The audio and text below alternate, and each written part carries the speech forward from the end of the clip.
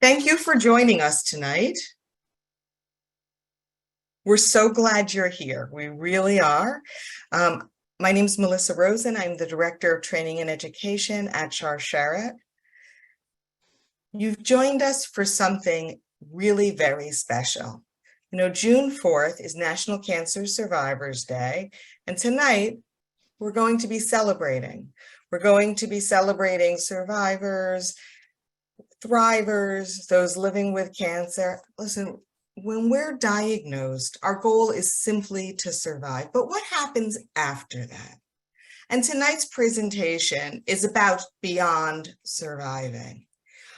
It's about how to live our best lives after a cancer diagnosis. It doesn't matter if you're a survivor, again, a thriver, someone living with cancer, or impacted by cancer in any way. We all want to be living our best lives because there is so much more than simply surviving. So we're going to get started, but before we begin, I have a few housekeeping items I'd like to share. First, I want to thank our sponsors for tonight, GSK, Merck, Gilead, and the Cooperative Agreement DP 19-1906 of the Centers for Disease Control and Prevention. Their generosity allows us to continue to offer important support and educational webinars such as tonight's program. A reminder that tonight's webinar is being recorded and will be posted on Charlott's website along with a transcript. Participants' faces and names will not be shown. I also want to share that after tonight's webinar, immediately following tonight's webinar, there will be a special breakout session for our Embrace group for those facing metastatic or advanced cancer. The session will be with tonight's speaker, Dr. Amy Commander, and Charlotte's own Bonnie Beckoff, Director of Support Services. If you pre-registered for this special session or did not, but that describes you, simply stay on the webinar at the conclusion of the main program. Now, we've received some great questions already for Dr. Commander, but I am sure questions will arise during the presentation itself. Please use the chat box and I will be monitoring it for questions and we will address them with Dr. Commander during the Q&A session at the end of the webinar. As a reminder, Charlotte has been providing telehealth services to the breast and ovarian cancer communities for over 20 years because cancer is so much more than simply a physical experience. In addition to our many formal programs to help women and their families navigate different aspects of the cancer experience, I want to highlight one particular program tonight, our free Thriving Again Survivorship Kit. This kit comes with a gorgeous cookbook, exercise bands, and a binder filled with healthy living resources. And you actually have an opportunity to customize it to meet your specific needs and concerns. This kit is all about healthy living after a diagnosis and a beautiful resource to support survivorship. If you're interested in learning more about the kit or ordering one, check out the link in the chat box right now. Okay, as we move into the webinar itself, I want to remind you that Charlotte is a national nonprofit cancer support and education organization and does not provide any medical advice. The information provided by Charlotte and by tonight's speaker is not a substitute for medical advice or treatment for a specific medical condition. Of course, you should not use the information provided tonight to diagnose or treat a health problem. Always seek the advice of a qualified healthcare provider with any questions regarding your own medical condition. And before we get to tonight's expert, we are so lucky to have a Charlotte caller with us tonight to share a bit of her experience. Angela is a 2-year survivor. Angela, thank you so much for coming on and being willing to share a bit of your story. Well, thank you for having me. The floor is yours. Okay. I'm feel very honored to be part of this. Like you said, I'm a 2-year survivor as of May 26th of this year. I was initially diagnosed with stage 3A, grade 3+, invasive ductal carcinoma, HER2 positive with metastasis to the lymph nodes. I immediately got, due to my medical field, history and working with a doctor who's married to a surgical oncologist who specializes in breast cancer, I got into where she works at, like one of the top comprehensive, cancer centers. I don't know if anyone knows of Moffitt in Tampa. And I, from the time that I got my diagnosis, I was into their clinic 3 days later. And then within a 2 weeks time, had all my scans, lab work, and everything completed, including enrolled into a clinical trial, which is a breast cancer vaccine clinical trial for HER2 positive, where they used my own white blood cells to create, with a dendritic cell, to create vaccine and injected into me prior to chemo. And I started that within 2 weeks of my initial appointment there. And then 3 weeks later, started chemo. So it was kind of like a whole big whirlwind of information all thrown at me at once. And I had to like slow them down at times, because thinking that I knew what everything was going on because I was in the medical field. I was like, no, I don't understand this. But I started to get like overwhelmed with everything. So I started using my love of journaling, making charts, making schedules, just facts, and to help keep my thoughts straight, and just try to focus on each leg of the journey one at a time instead of taking all the information in. And one of the things I did was I created a Facebook page.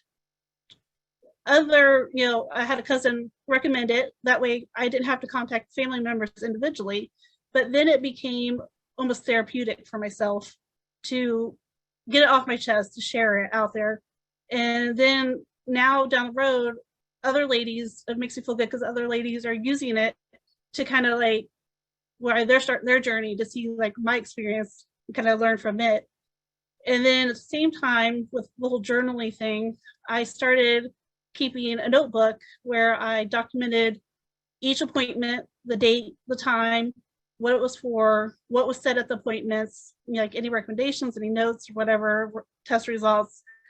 And a little fun fact is I went back, I love numbers and counting things. I went back and counted, and I have had 220 appointments since my very first one. Now that's not like 220 individual times driving there.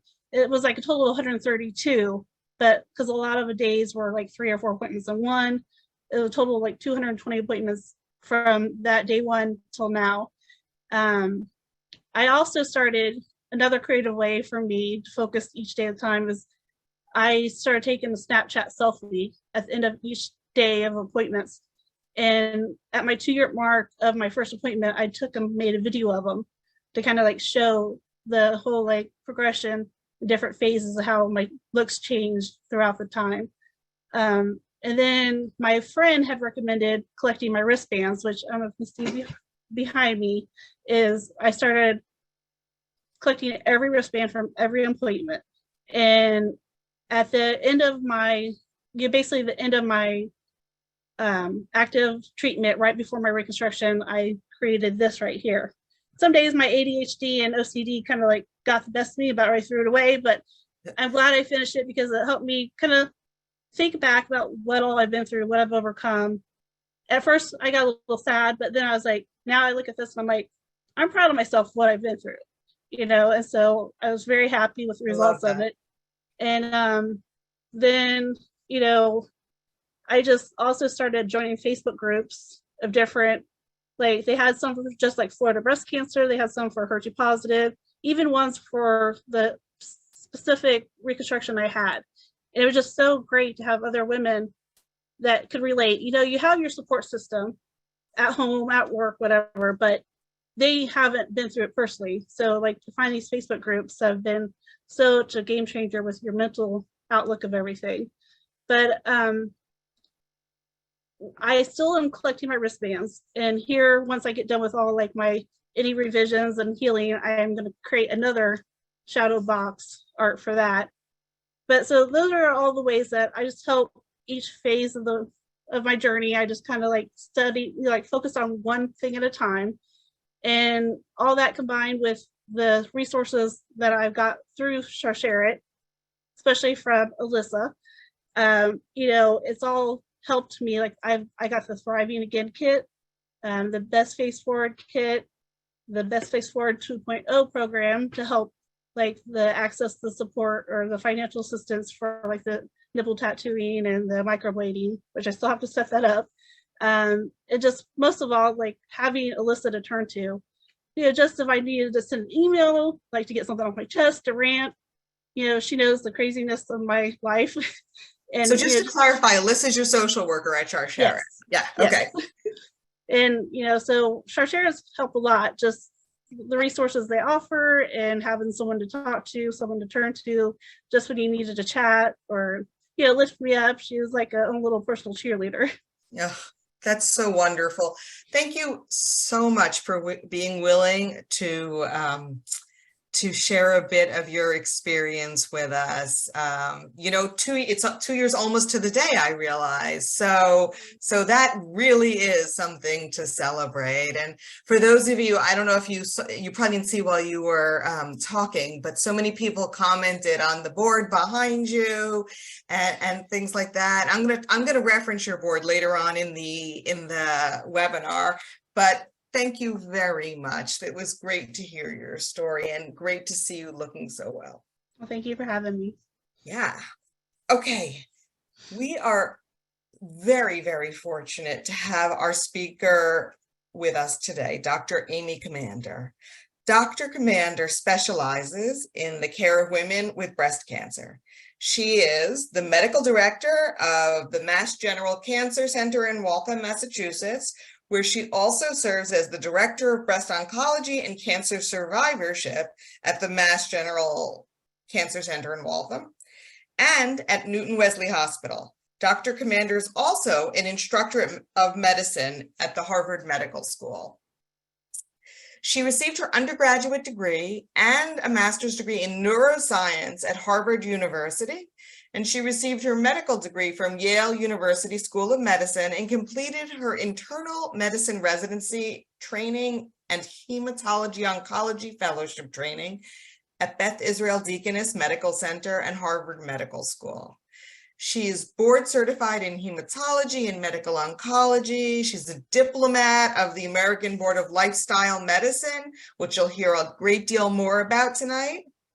And perhaps most importantly, Dr. Commander has a strong interest in improving the quality of life and outcomes for cancer survivors through important lifestyle interventions, including physical activity, diet, mind-body interventions.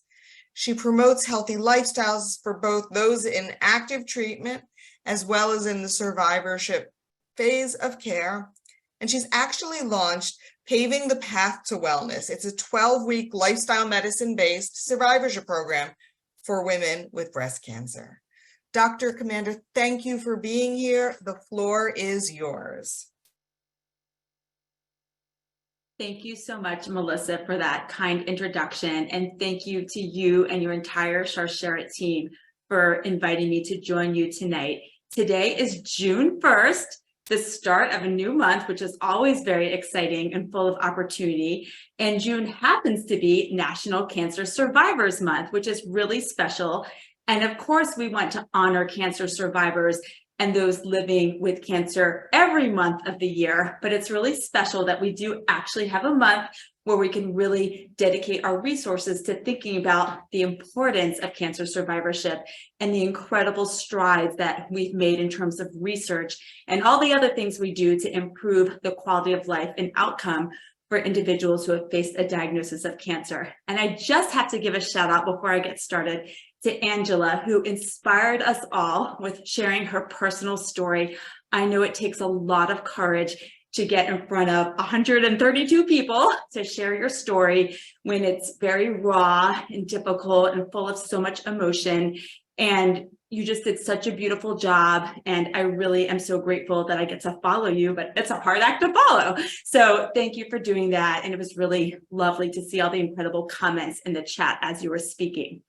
So on that note, I'm going to do the most difficult part of my talk, which is sharing my screen. So give me a second.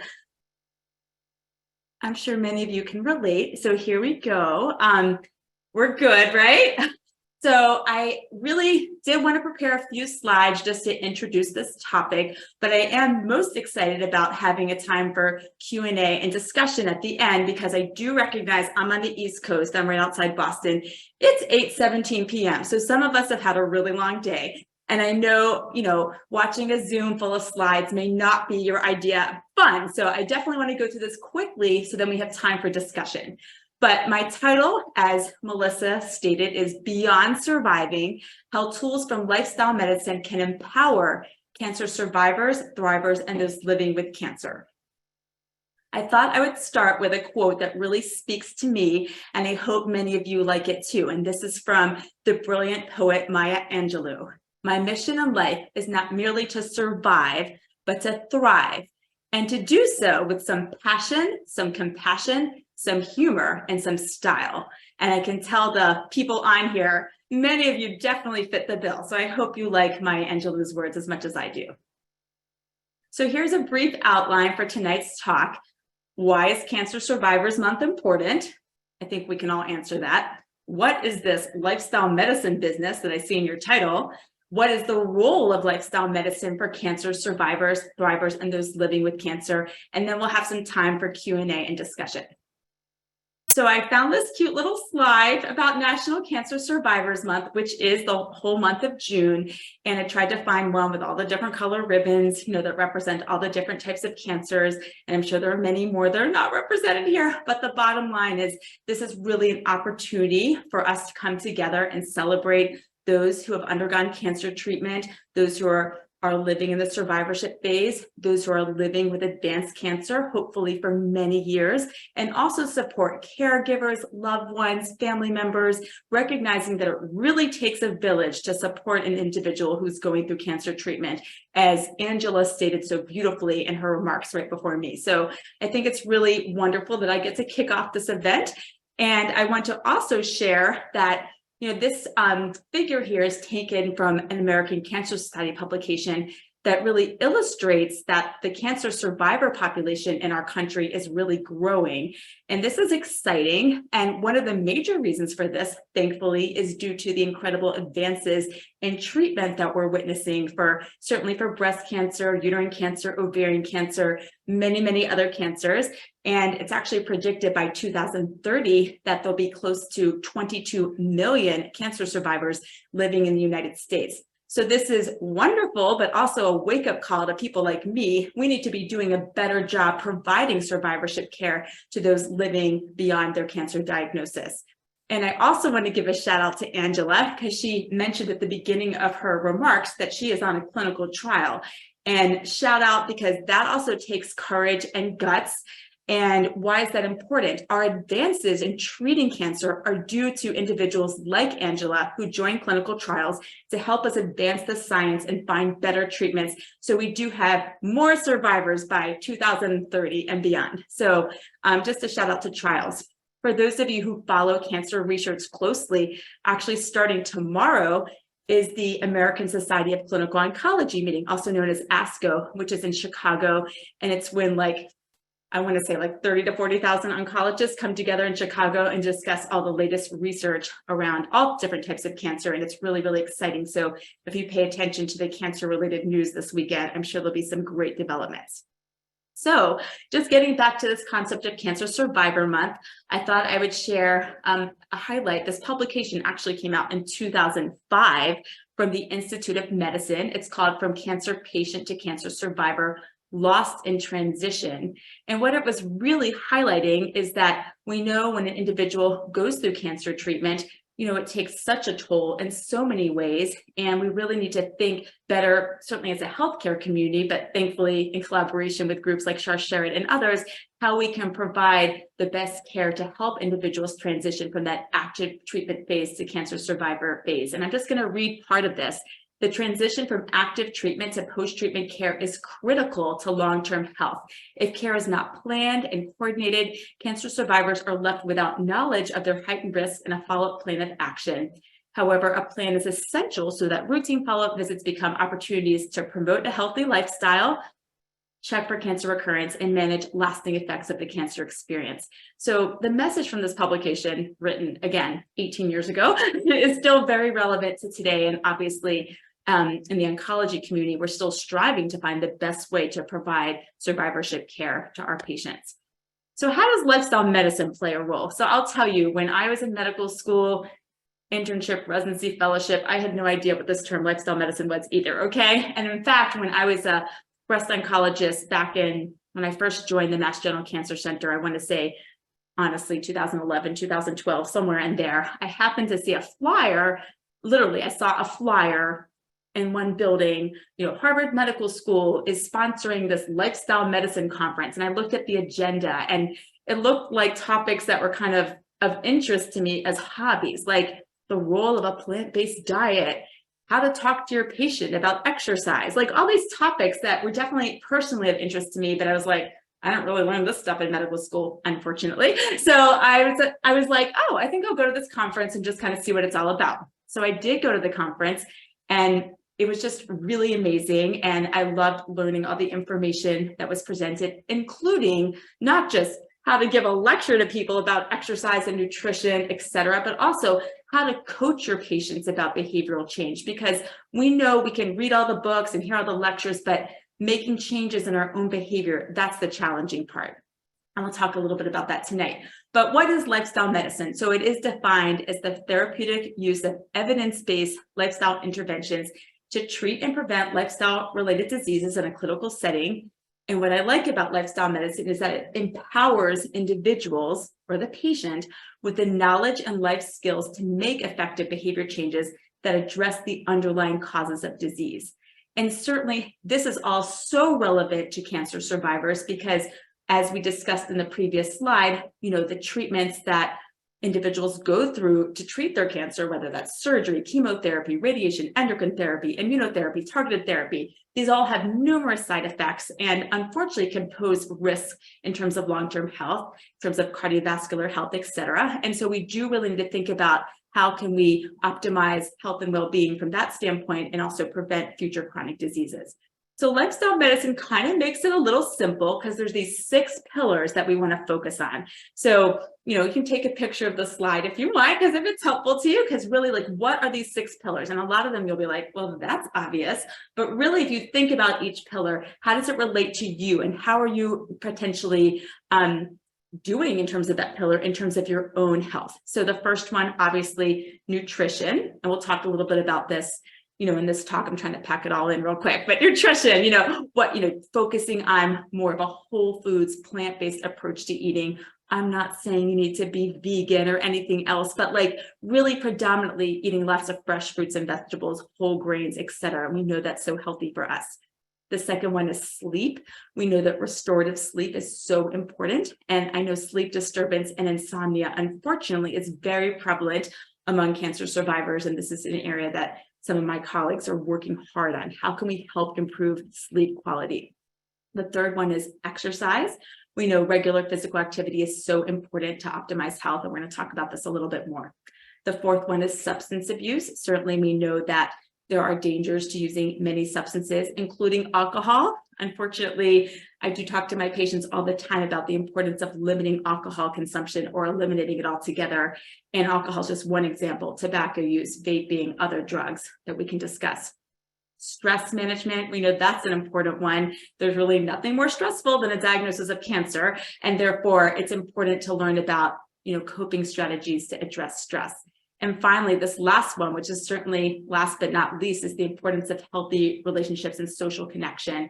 And in fact, our own Surgeon General, Dr. Vivek Murthy, really identified just in the past few weeks, one of his priorities as Surgeon General is to address what he calls now, an epidemic of loneliness, that we're not connecting with others. And actually being lonely itself is unfortunately a risk factor for medical issues such as heart disease, et cetera. So healthy relationships and social connection fostered by Sharsheret is very important for our overall health. So I know that was a quick overview, but we'll get into this a little bit more. But those are the 6 pillars right there that are really key for lifestyle medicine. So when I was at this conference, I'm sitting there, I'm a breast oncologist. I'm really good at treating breast cancer, but I'm like, wow, like we are not addressing these issues with my patients in clinic. My patients all the time are telling me, I've gained 10 pounds during chemo. I'm having hot flashes. I can't sleep at night. What am I supposed to do for exercise? Dr. Commander, what am I supposed to eat? I saw on Facebook that I should be eating this type of diet. What about this supplement that my friend gave me? So this kind of stuff happens all the time in clinic.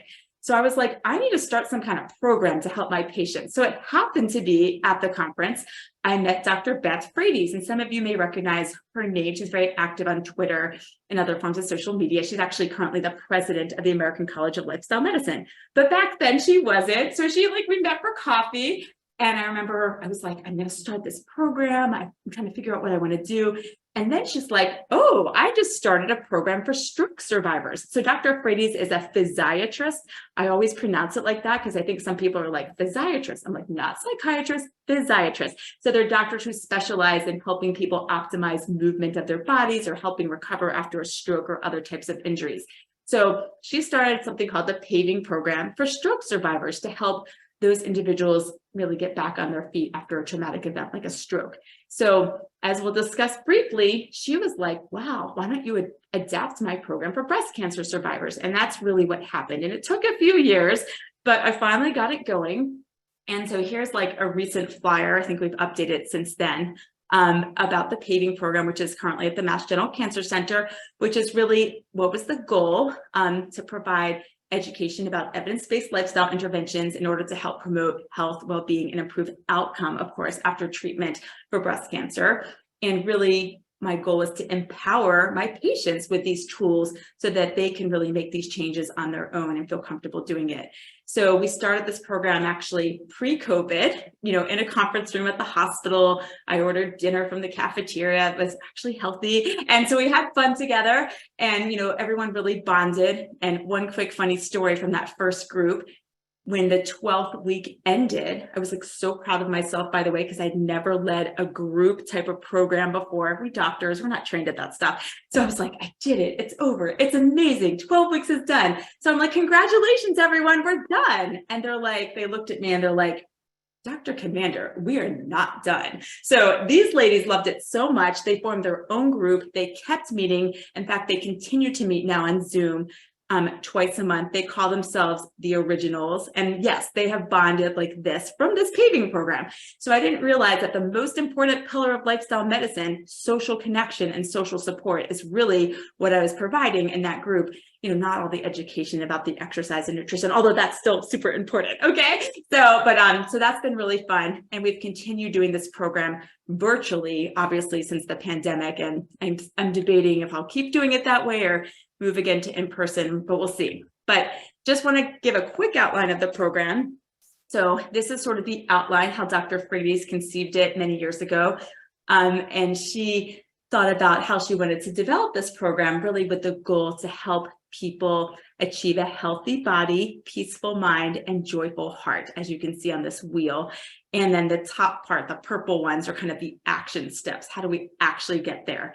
And so at the beginning of the program, we have each participant fill out a survey called a wellness wheel, which is really just an individual assessment of how you're doing for each of these different steps.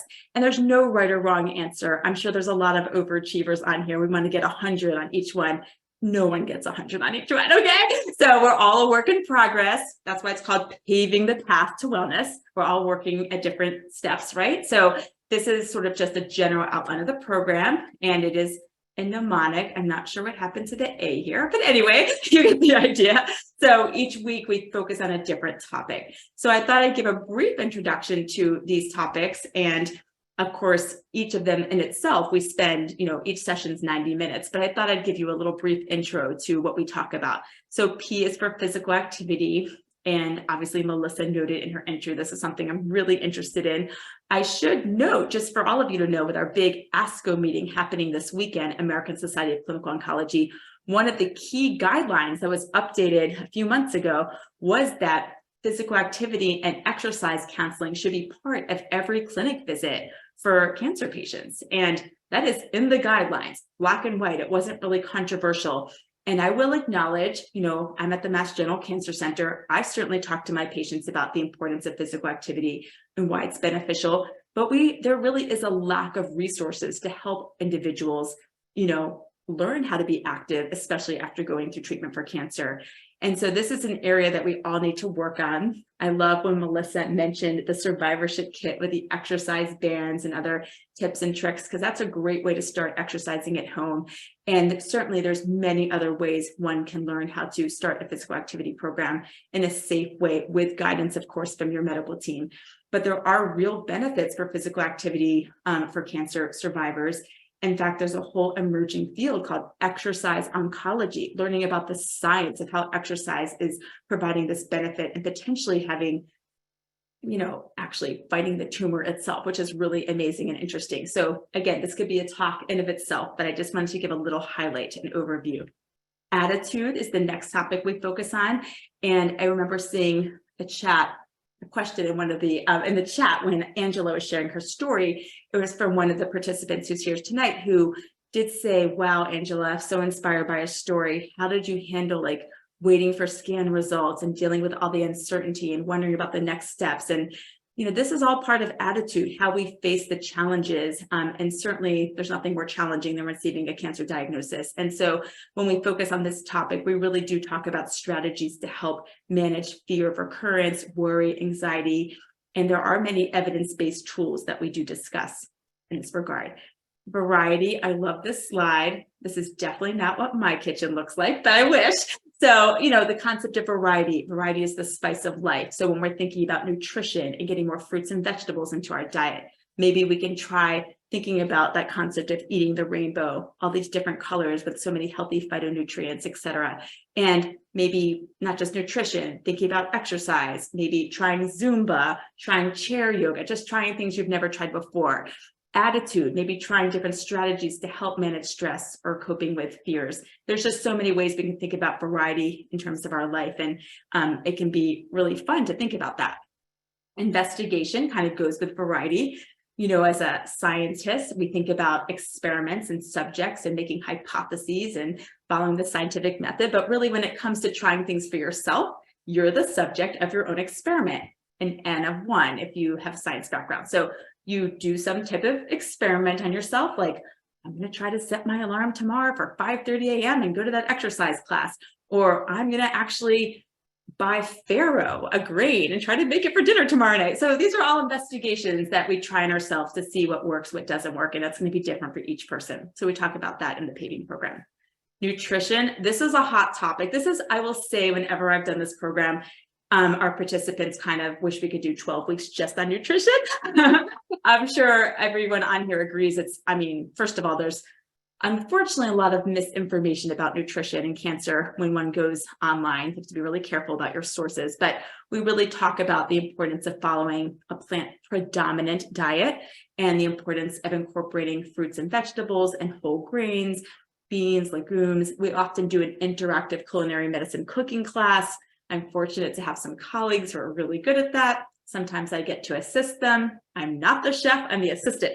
But anyway, but it's fun to teach nutrition in that kind of interactive way. So I'm happy to discuss this further when we get to the Q&A. Goal setting, there's a whole science about how we set goals. It's really fascinating to learn more about that. And so, setting goals is really challenging for everyone. And so we often have a session really diving into how we set goals. Maybe you've heard of the concept of SMART goals before, specific, measurable, achievable, relevant, time bound. Like when you set a goal, think about it and break into those components. It can really help you be successful when thinking about goals. Stress resiliency, a big one. Oh my goodness, I just covered this in a group last week. And first of all, it was really wonderful to learn from the participants in the program about various tips they have for managing their own stress. But some people find, walking on a beach like this, well, that sounds good to me, but also like, what can you do at home? Is it meditation? Is it, playing with your children? Is it cooking? What are strategies that work for you to help manage stress, which we know is very prominent, certainly after a cancer diagnosis. Timeouts, another really good one. There's actually data that shows that it's important for us to take breaks. It improves productivity. It helps with our overall well-being and helps with stress management. So we definitely focus on the importance of timeouts.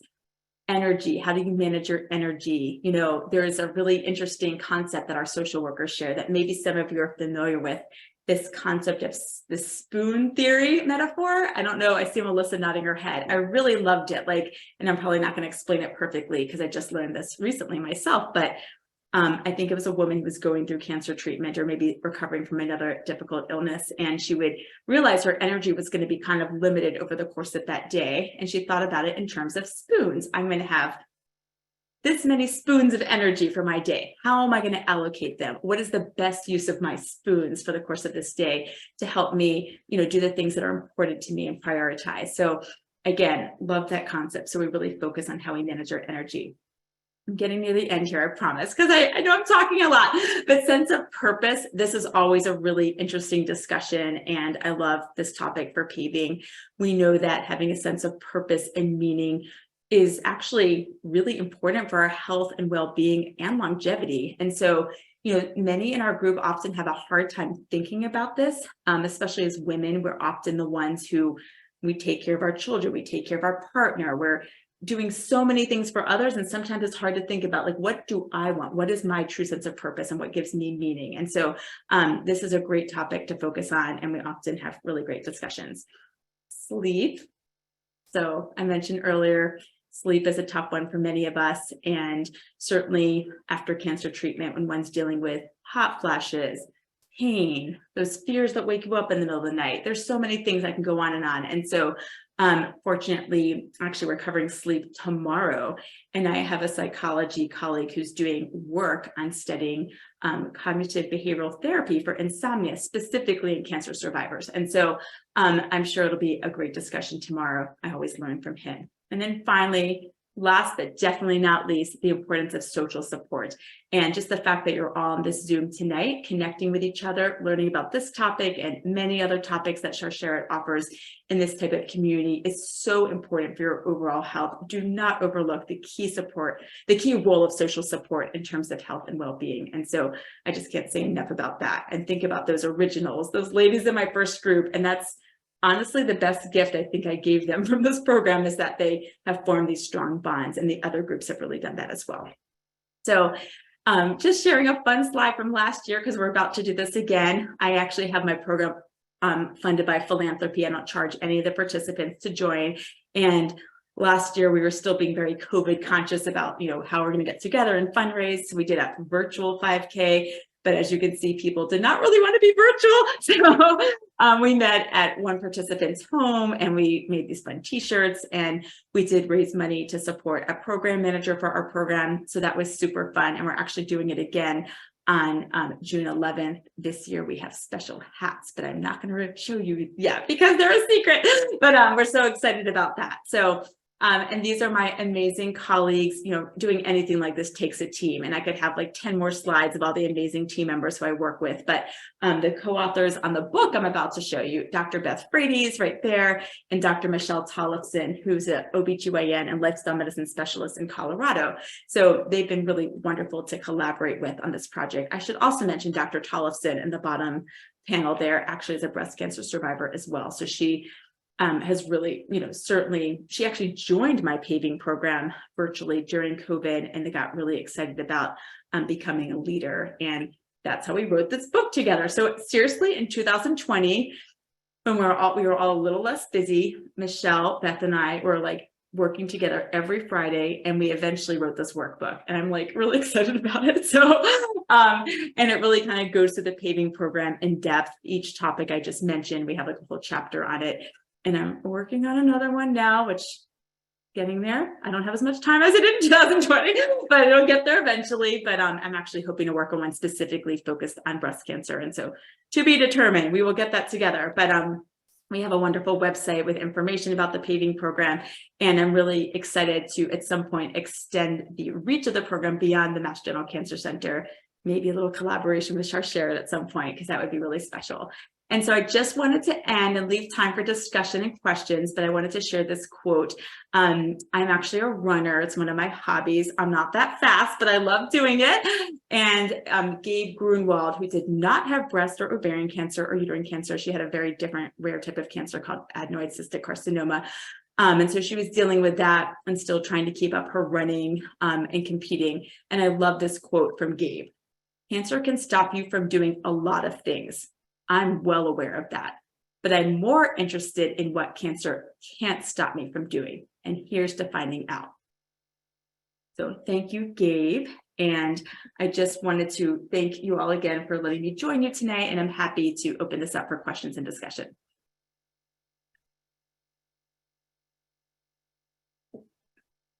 Melissa, you're on mute. I know. What I said was I'm speechless. What I didn't realize was I was muted, so quite literally speechless. The questions kept coming in, and so we do have a lot of questions, but everything seems so meaningful about what you said.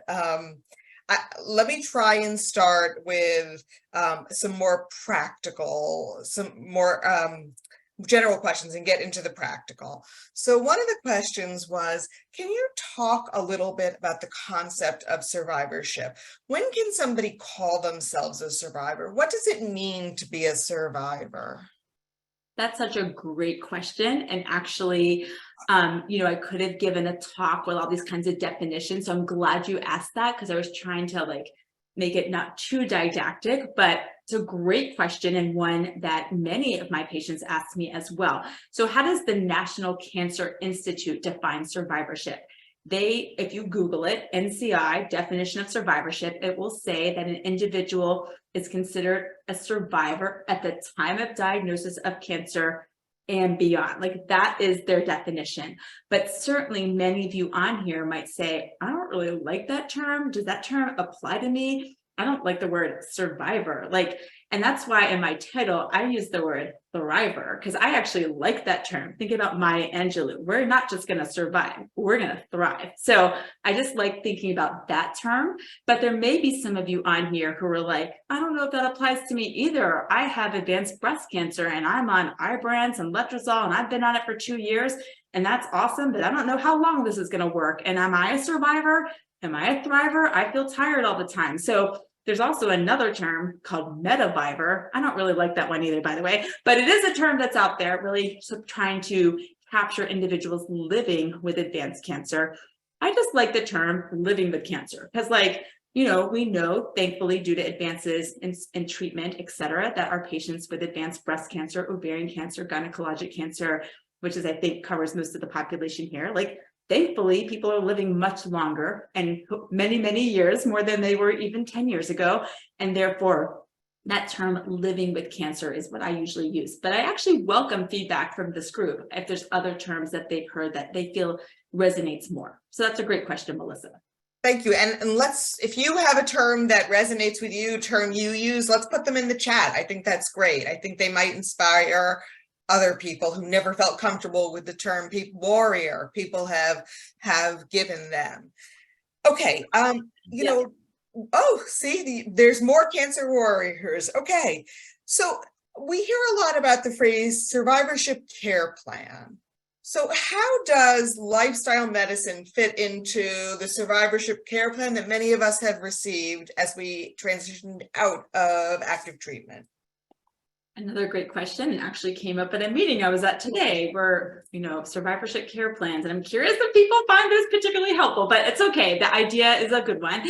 And so, one of the key components of the survivorship care plan, in addition to reviewing all the treatment you've received, what drugs you got, what radiation you got, what surgery you had, was also, as I hope was in your plan, recommendations for promotion of a healthy lifestyle.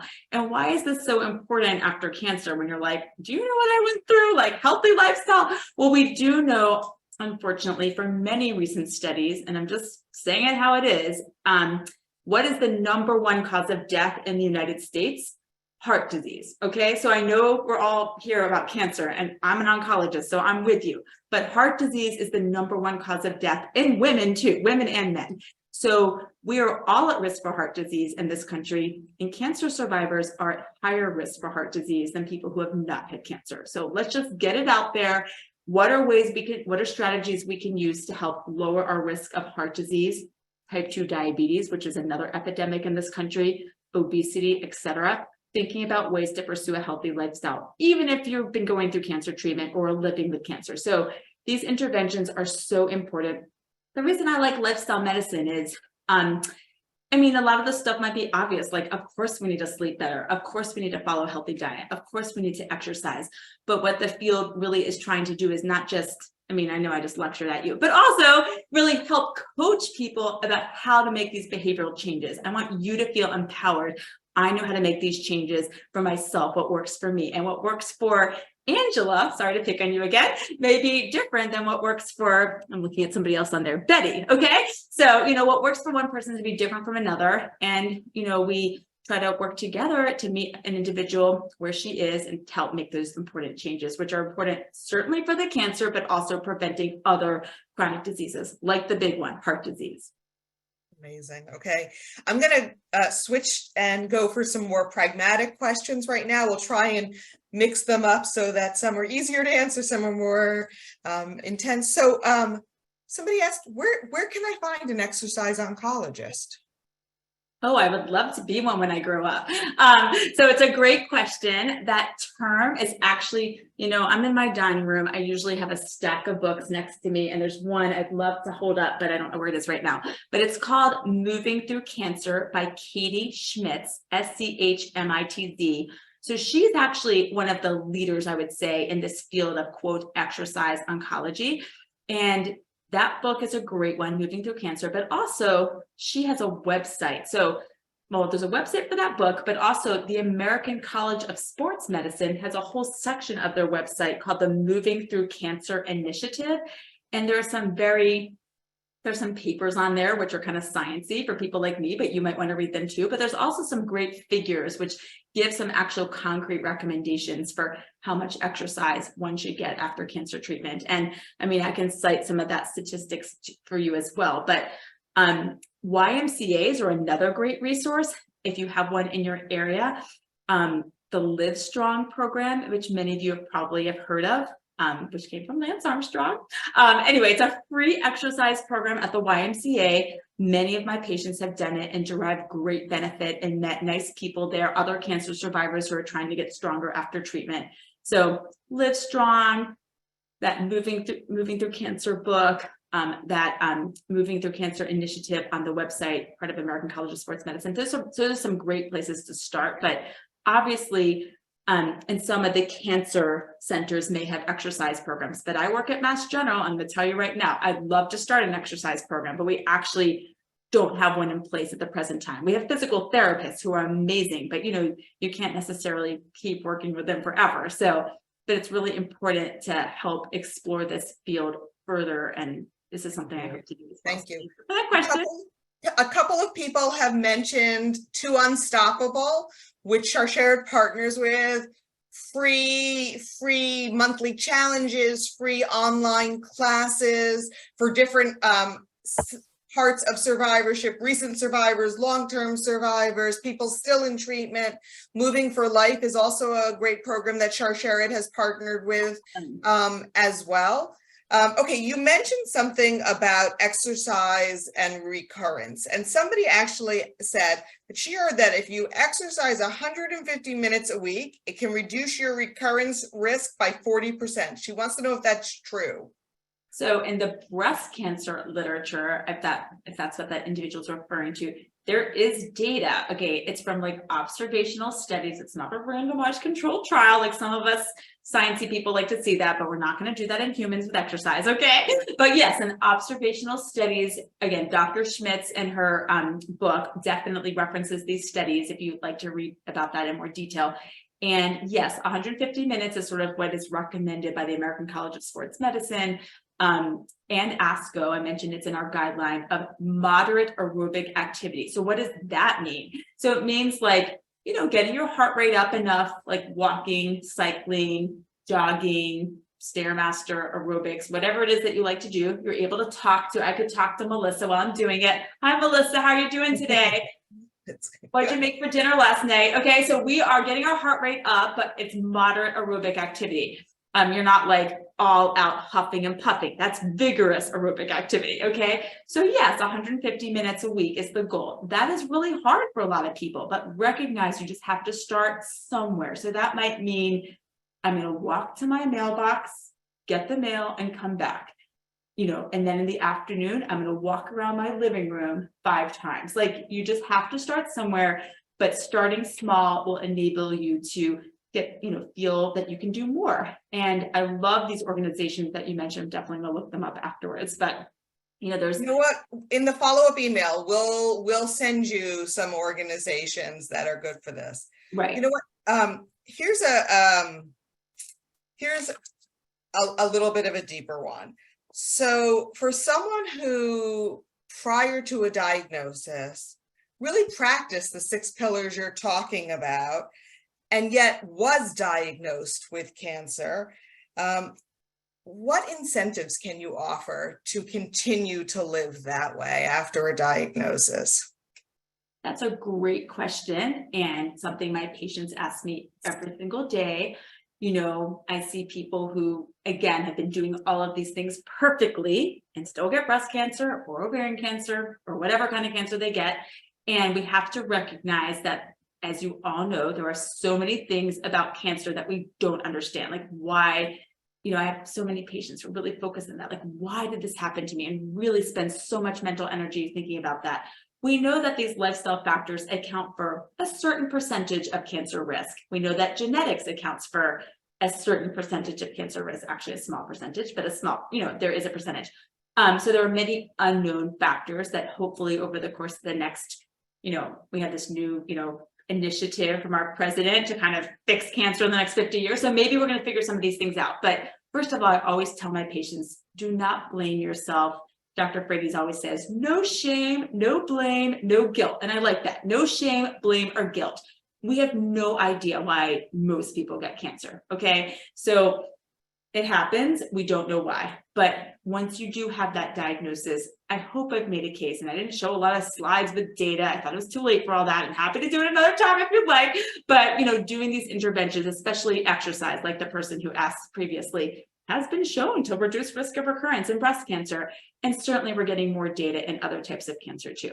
So these things are important. If you're thinking it's not going to help your cancer, certainly for risk of heart disease or type 2 diabetes. I saw a statistic today that like 34% of people in the United States have like pre-diabetes. Like, that's bad. Okay, we all need to work on this together. Yeah. And I just saw somebody ask, if I haven't cut back on sugar yet, is it too late? No, it's not too late. Just like starting by walking to the mailbox and back is a great thing. It's not too late. It absolutely isn't. Absolutely. So I'm having trouble deciding which questions to ask. There are such good ones. Let me make sure this one gets in. A couple of people have asked, can we purchase your workbook without taking the class? Because they're not in Boston. And I will say, by the way, the money from that is going to this nonprofit that I put the website in there, pavingwellness.org, so we can offer more programs. We're like a new nonprofit. We're not fancy like Char Sharrett. So we're just figuring out the ropes that we just literally started this nonprofit a year ago. But so the book, if you do buy the book, it's going to the nonprofit. It is on Amazon, but I got an email yesterday that someone said they're having a hard time ordering it from Amazon. I'm not sure why.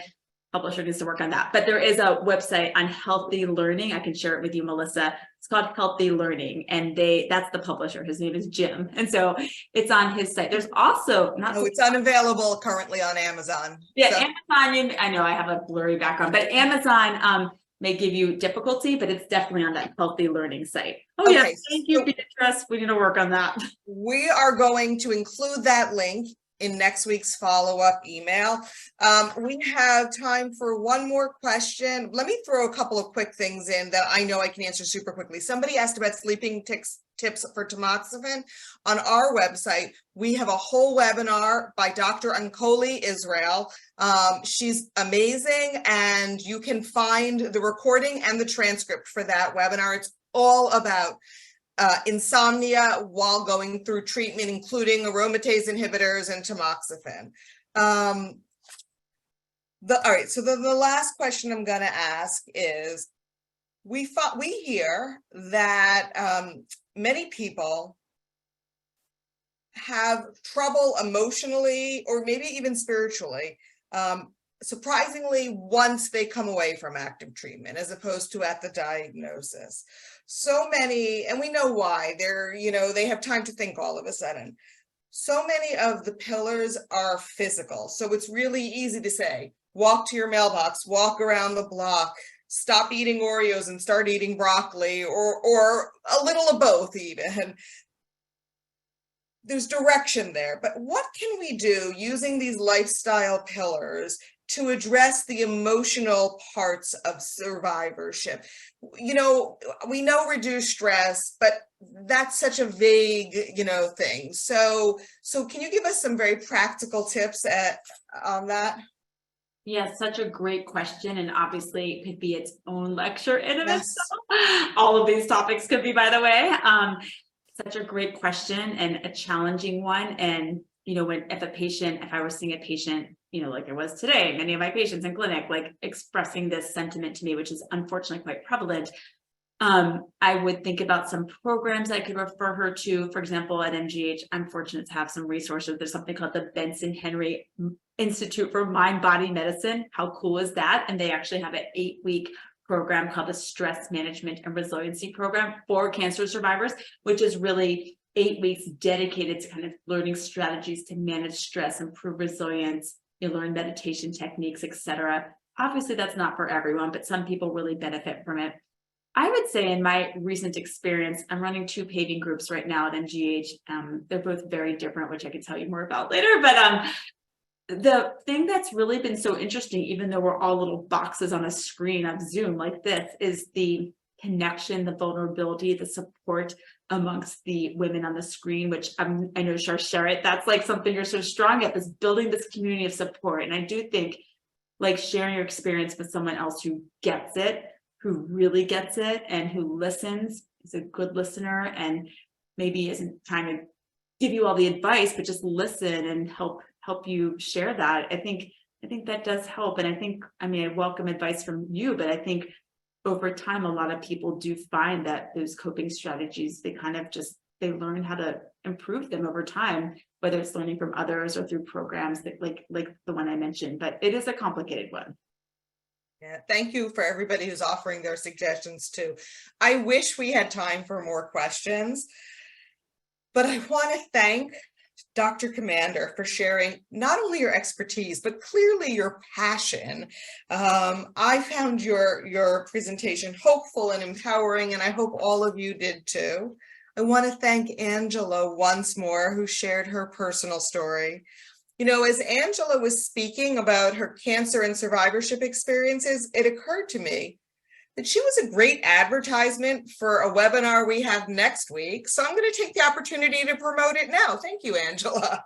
On Wednesday, June 7th, we're going to be presenting a webinar entitled Creative Coping. And this actually might be helpful with the last question we asked, where we're going to explore out-of-the-box ways to process our cancer experiences.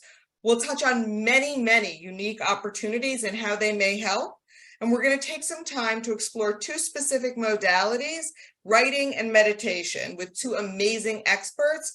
You can register for that program by going onto our website or by clicking the live chat the live link in your chat box right now or very shortly. Okay, and as we conclude this evening, there's also an evaluation link going into the chat box. Please take just a moment to share your thoughts about tonight's program. For those of you who are staying for the Embrace Breakout, the link will be posted at the end of that as well. And you could actually link right now, do it right now and still hear the rest of it.